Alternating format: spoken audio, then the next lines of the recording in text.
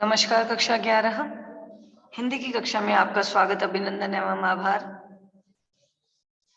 आप परिचित हैं कि अपनी पूर्व कक्षा में हमने अपने आरोहक पाठ्य पुस्तक के काव्यांश भाग के पाठ साय में धूप, जो एक संग्रह है, उसमें से ली गई कुछ गजलों का अध्ययन किया। और ये गजल जो है वो हिंदी साहित्यिक विधा में शामिल करने वाले थे दुष्यंत कुमार। दुष्यंत कुमार एक ऐसे हस्ताक्षर रहे हैं जिन्होंने अपने कम उम्र में ऐसी साहित्य साधना की जो वास्तव में बहुत अनूठी और बेजोड़ है। दुष्यंत कुमार के द्वारा जहां न पहुंचे रवि वहां पहुंचे कवि, इस कहावत को भी चरितार्थ और सार्थक बनाया गया। उन्होंने ये भी दर्शाया कि वास्तव में जो काम तलवार नहीं कर सकती वह सामर्थ्य कलम में विद्यमान है।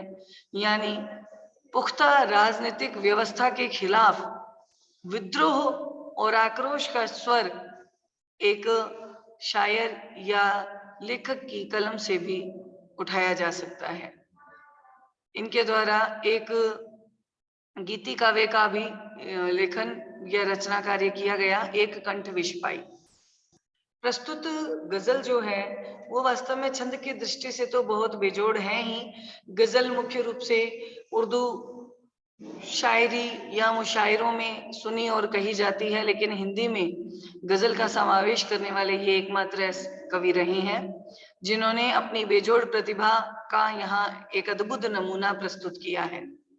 इन्होंने अपनी पंक्तियों के माध्यम से तुकबंदी तो निभाई ही है, साथ में उन्होंने अंतर्वस्तु को भी अभिव्यक्त किया है। और ये अंतर्वस्तु दिखाई देती है कि राजनीति तथा समाज में जो कुछ भी चल रहा है, अगर वो खारिज है तो उसके स्थान पर किसी नए विकल्प को चुनना भी आवश्यक है। कल की कक्षा में हमने इनके द्वारा दी गई प्रमुख गजलों के पूरे अनुवाद को शब्दार्थ के साथ जाना और इसकी जानकारी हासिल की। आज की कक्षा में इसके अभ्यास प्रश्नों पर कुछ चर्चा की जाएगी।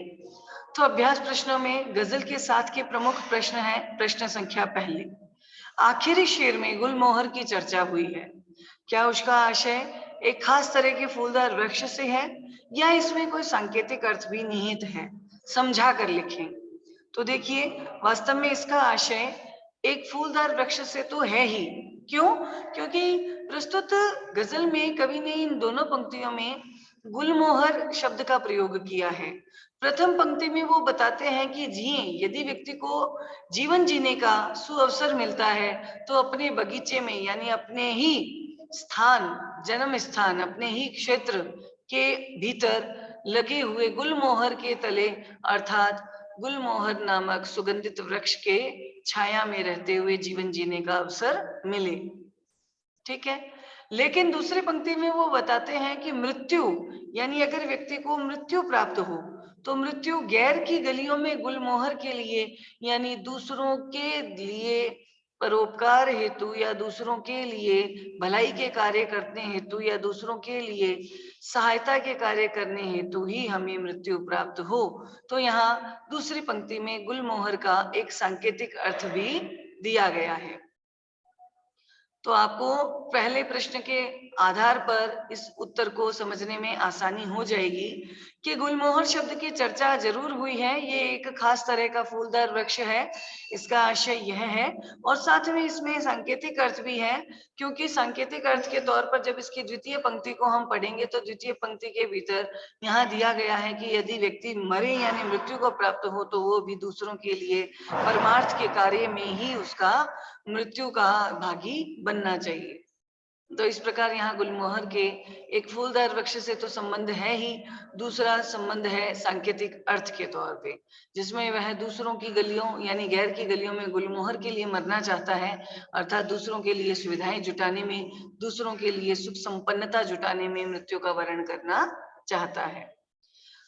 अगला प्रश्न है, पहले शेर में चिराग शब्द एक बार प्रयुक्त हुआ, एक बार तो बहुवचन में आया है और दूसरी बार एक वचन में आया है। अर्थ एवं काव्य सौंदर्य की दृष्टि से इसका क्या अर्थ है? तो चलिए पहले यहाँ उस गजल को ढूंढते हैं।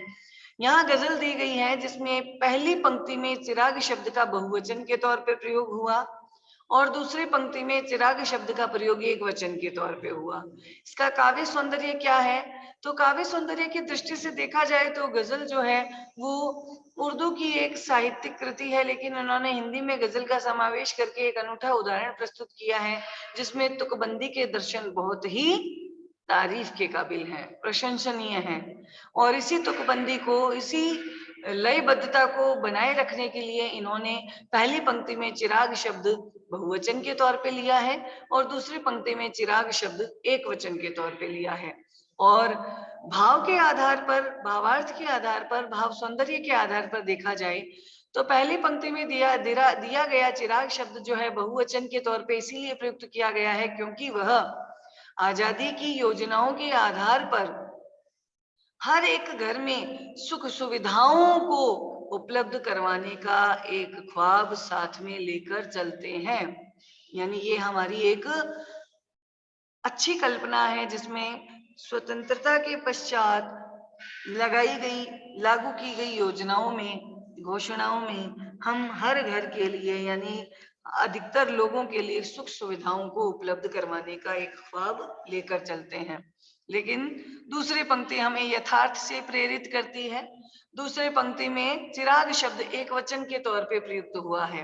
देखिए कहां पर, तो हम देख रहे हैं ये वाला इसका छंद, ये वाली पंक्तियां।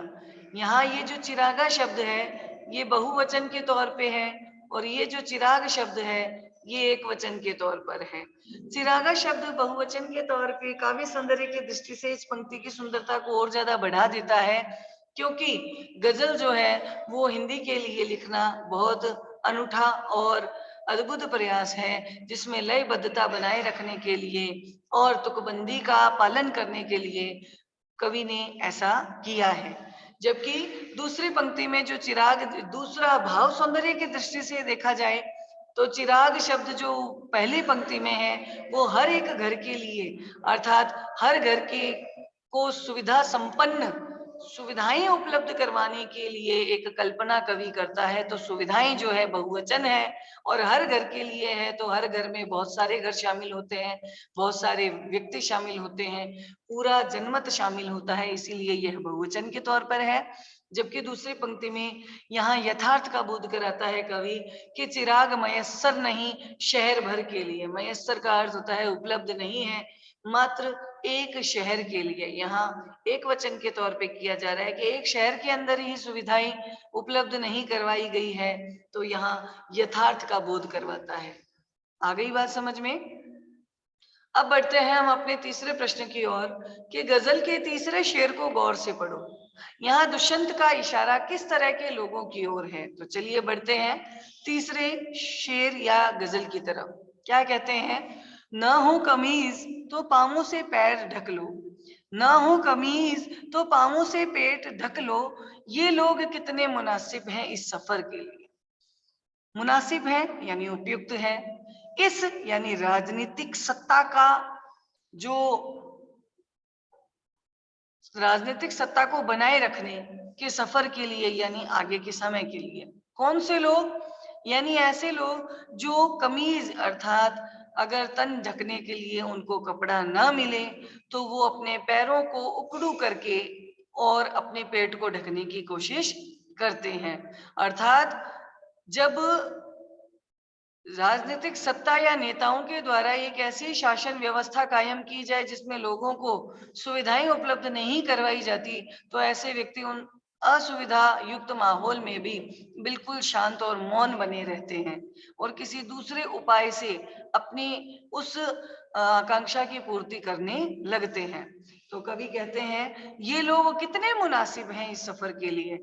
यानी ऐसे लोग जो बिल्कुल मौन धारण किए रहते हैं, कटाक्ष नहीं करते हैं, आक्रोश नहीं लाते हैं, विरोध नहीं करते हैं, ये ऐसी राजनीतिक पार्टियों के आगे के समय के लिए बहुत उपयुक्त लगने लगते हैं। तो यहाँ कवि ने तीसरे शेर या तीसरी गजल में अपने आप ये बताया है कि जो लोग व्यवस्था के खिलाफ, जो व्यवस्था बहुत अमानवीय है, उस व्यवस्था के खिलाफ आक्रोश या आरोप या विरोध नहीं करते हैं, वो मौन रहते हैं, ऐसे लोग जो हैं ऐसी राजनीतिक पार्टियों और नेताओं के लिए बहुत उपयुक्त रहते हैं। चौथा है आशय स्पष्ट कीजिए।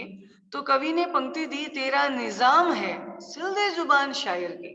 निजाम यानी ये शासक का अधिकार है, यानी शासक का यहाँ पर आधिपत्य है, शासक का बहुत प्रभाव है, और उसमें इतना प्रभाव है कि वो शायर के विरोध की आवाज को भी दबा देना चाहता है। क्यों? कवि कहता है ये एहतियात जरूरी है, इस तरह का बर्ताव करना आवश्यक भी है इस बहर के लिए, यानी समय की मांग के अनुसार। कवि कहते हैं कि दो अर्थ लिए गए हैं। देखिए, शायर जो है जब भी शायरी लिखता है तो अपनी जुबान को सिल लेता है, अर्थात छंदों के नियमों का पालन करता है, और ये एहतियात जरूरी है, इस तरह की सतर्कता बरतनी भी आवश्यक है इस बहर के लिए, यानी इस तरह की काव्यात्मक रचना का निर्माण करने के लिए। लेकिन दूसरा भावार्थ यहाँ पर देता है, कवि कहता है कि जब एक शायर की आवाज में आक्रोश के स्वर सुनाई देते हैं, तो जो शासक है, जिसका आधिपत्य है, वो अपने आधिपत्य के आधार पर उस शायर की जुबान को चुप करने का या बंद करने का ठान लेता है, और इस प्रकार का उसका प्रयास आवश्यक भी है ताकि वो अपने उस आधिपत्य, उस प्रभाव को हमेशा के लिए कायम रख सके। लेकिन कवि कहता है, लेकिन मेरी आवाज में, मेरी शायरी में और मेरी जो गजलें हैं उसमें इस व्यवस्था, चरमराती हुई व्यवस्था के खिलाफ आक्रोश के स्वर शामिल हैं। देखिए, गजल के आसपास के प्रश्नों की ओर जब हम बढ़ते हैं तो इसमें दिया गया है, दुष्यंत की इस गजल का मिजाज बदलाव के पक्ष में है, इस कथन पर विचार करें। कौन सा? वास्तव में ये गजल जो है वो गजल किसी इश्क मिजाजी के लिए काम में नहीं ली गई है, बल्कि वो राजनीतिक व्यवस्था यानी स्वतंत्रता के समय जब हमें स्वप्निल भारत के सुंदर सपने और कल्पनाएं दिखाई गई थी, जब वो नष्ट भ्रष्ट होती नजर आई, तो ऐसी राजनीतिक व्यवस्था के खिलाफ आक्रोश के स्वरों का समावेश करते हुए दुष्यंत कुमार ने इस प्रकार की गजलों का निर्माण किया। तो वास्तव में इस गजल का मिजाज जो है वो इस व्यवस्था को बदलने के पक्ष में है, ताकि एक नई व्यवस्था कायम की जा सके जो लोगों के लिए हितकारी साबित हो सके। दूसरा यहाँ पे प्रश्न है, हमको मालूम है जन्नत की हकीकत, यानी हमें पता है खुदा क्या है, परमात्मा क्या है, ईश्वर क्या है। ये क्या है? व्यक्ति की कल्पनाएं ही तो है, लेकिन दिल के खुश रखने को गालिब ये ख्याल अच्छा है। तो मिर्जा गालिब की ये गजल है कि जिसमें बताया गया है कि व्यक्ति जो है मात्र अपने मन में इस प्रकार की कल्पनाएं रखता है कि ईश्वर है, और ईश्वर कहीं ना कहीं हमारे लिए मददगार साबित रहता है। तो इसी गजल को जो है मिलता जुलता दुष्यंत की गजल का शेर, चौथा शेर पढ़ें और गालिब के उपयुक्त शेर से उसकी समानता जाहिर करें। तो कवि ने कहा, खुदा नहीं ना सही, आदमी का ख्वाब ही सही, यानी ईश्वर नहीं है कोई बात नहीं, क्योंकि ईश्वर जो है व्यक्ति की कल्पना ही तो है, क्योंकि ईश्वर जो है उसको साकार रूप में, उसको दृश्यमान रूप में किसी ने भी नहीं देखा है, यह व्यक्ति की मात्र कल्पना ही तो है। तो ये कल्पना भी हमारे लिए बहुत है। क्यों? क्योंकि कोई हसीन नजारा तो है नजर भर के लिए, यानी जिस प्रकार नजरों के आगे अगर कुछ भी नहीं हो और उसको सुंदर दृश्य देखने के लिए मिल जाए तो वो दृश्य ही सब कुछ लगते हैं। तो अगर हमें खुदा या ईश्वर नहीं मिल पा रहा, कोई बात नहीं, ईश्वर की कल्पना में ही व्यक्ति के मन को संतुष्टि मिल जाती है। तो ये इतना ख्याल ही हमारे लिए पर्याप्त है। यहाँ पर मिर्जा गालिब के इस शायरी से दुष्यंत के इस गजल की तुलना की गई है, बिल्कुल मिलता जुलता है, जिसमें समानता दी गई है। तीसरा प्रश्न कहता है, यहाँ दरख्तों के साए में धूप लगती है। वास्तव में ये वाक्य मुहावरे की तरह अलग अलग परिस्थितियों में अलग अलग अर्थ देता है। जैसे ये बात अदालतों पे भी लागू होती है जहां इंसाफ नहीं मिलता। कुछ ऐसी ही परिस्थितियों की कल्पना कीजिए और निम्नलिखित अधूरे वाक्यों को पूरा कीजिए। यानी ये ऐसे रिश्ते नास्तों पर लागू होता है जिसमें प्यार और सम्मान नहीं होता। यह ऐसे विद्यालयों पर लागू होता है जहां नैतिक मूल्य और शिक्षा नहीं दी जाती। यह ऐसे अस्पतालों पर लागू होता है जहां इलाज के नाम पर धांधली बरती जाती है, और यह ऐसी पुलिस व्यवस्था पर भी लागू होता है जो रक्षक के स्थान पर भक्षक बनते जा रहे हैं। तो इस प्रकार यहाँ शब्दों के कुछ अर्थ भी दिए गए हैं। मयस्सर यानी उपलब्ध करवाना, दरख्त यानी पेड़, मुतमईन यानी इत्मीनान से, आश्वस्त होकर के, संतुष्टि के साथ, बेकरार यानी बेचैन, निजाम यानी शासन, एहतियात यानी सावधानी, बहर यानी छंद, और असर यानी प्रभाव। तो इस प्रकार हमने हमारी इस कक्षा में कवि दुष्यंत कुमार के द्वारा लिखी गई गजलों के प्रश्न उत्तर पर चर्चा की। उम्मीद है आपको समस्त प्रश्नों के उत्तर अच्छे ढंग से समझ आए होंगे।